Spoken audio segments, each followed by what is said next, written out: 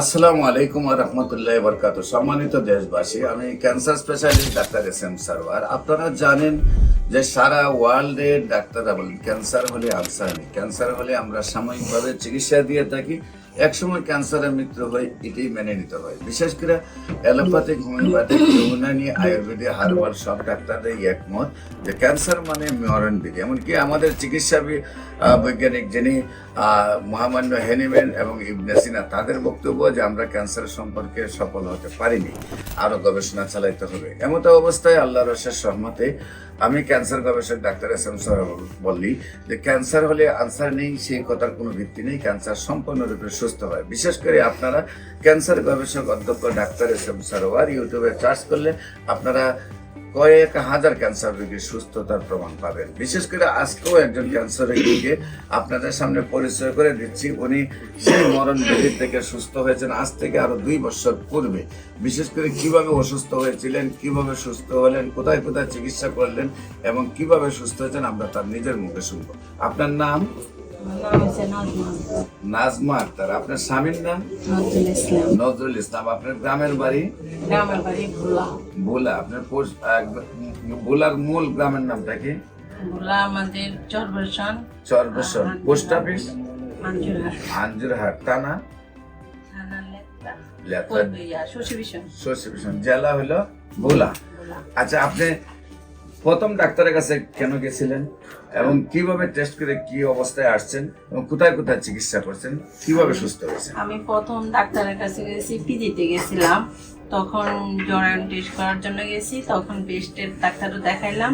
পরে বলছে যে আপনার ব্রেস্টের সমস্যা আছে, ইউএনজিতে আলট্রাসাউন্ড করে। তখন আমি ওখানে গেছি, ওখানে যাইয়া আলট্রাসাউন্ড করতে পারি না, ওদের টাইম নিয়েছে 1 মাসের জন্য। তো আমি হাজবেন্ডের কাছে ফোন দিয়েছি, বলছে তুমি তাড়াতাড়ি চলে আসো, আমরা প্রাইভেট ভাবে দেখাবো। তারপর 10 নম্বর পপুলারে দেখাইছি। দেখানোর পরে উনি আমাকে ওষুধ দিয়েছে, ওষুধ দিয়ে বলছে যে আপনি খান, 2 মাস পরে আমার সাথে দেখা করবেন। তখন ব্রেস্টে কি প্রবলেম হইতো? কোনো প্রবলেমে হয় না। তারপরে বলছে যে উনি বলছে যে কমলার খোসার মতন যদি হয়ে আসে তাহলে সাথে সাথে আপনি দৌড়ে আসবেন আমার কাছে। তো আমার হয় না। তারপর আমি 2 মাস পরে আসলাম। আসার পরে অনেক টেস্ট করাইছে, ধরা খায় না। পরে বায়োপসি করানোর পরে ধরা খাইছে যে ক্যান্সার 1 স্টেজে। পরে পরামর্শ নিয়ে তারপর অপারেশন চিকে নিয়েছে, বেস্ট লেদা হয়েছে। পরে দেওয়ার পরে আরো 10 জন ডাক্তার দেখাইছি, কেমো ডাক্তার। কেউ বলেছে যে ওষুধ খাইলে ভালো হয়ে যাবে, আর কেউ বলছে যে কেমো দেওয়া লাগবে, আর কেউ বলছে থেরাপি রেডিওথেরাপি লাগবে। পরে আমার হাজবেন্ডের ডিসিশন নিয়েছে কেমো দেওয়ার জন্য। 6টা কেমো দেওয়ার কথা ছিল, আমি 3টা দিয়ে তারপরে আর দিই না দেওয়ার পরে আমি এই ওষুধ খাইছি। তারপরে আমি ইন্ডিয়া পাসপোর্ট করি, ইন্ডিয়া গেলাম, আমার কলকাতা গেছি, ওখানে ডাক্তার দেখাইছি। আমি সম্পূর্ণ রিপোর্ট নিয়ে গেছি। বলছে যে বাংলাদেশের ট্রিটমেন্ট চলবে, আপনি তো বেস্টটা নিয়ে আসেন না। ওটা নিয়ে আসলে আমরা বুঝতে পারতাম যে ক্যান্সার কোন পর্যায়ে চলে গেছে। তারপর ওখানে আমি আবার সরকারিভাবেও দেখাইছি, ফুল বডি আমারে চেক আপ করতে বলছে। পরে আমি আর পড়াই না, বাংলাদেশে চলে আসছি। আসার পরে আমার এক ভাইনার শ্বশুর ঢাকা মেডিকেলে থেকে ওনাকে ফেরত দিয়েছে। পরে আপনার ট্রিটমেন্টে উনি ভালো হয়েছে। তারপরে ওনার বাড়ি কোথায়? ভোলা। ভোলাতে। হ্যাঁ। ওনার নাম কি? ওনার নাম আলমগীর নাকি?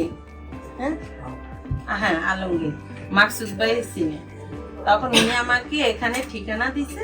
তারপরে আমি আইসা আপনার থেকে ওষুধ নিয়ে খেলাম। এই 2 বছর হয়েছে, আমি এখন ভালো ইনশাল্লাহ। আপনার চিকিৎসা ছাড়া হয়েছে কতদিন ধরে? ওই চিকিৎসা কতদিন করা হয়েছে আমার এখানে? আপনার এখানে আমি 6 মাস রেগুলারে ওষুধ নিয়ে খাইলাম। তারপরে মাঝে মাঝে একটু সমস্যা হলে আইসা দেখাই ওষুধ নিতাম। এখন ক্যান্সার আমি মুক্ত। আপনার রিপোর্ট করছেন পরে সম্পূর্ণ ক্যান্সার মুক্ত আছেন? হ্যাঁ।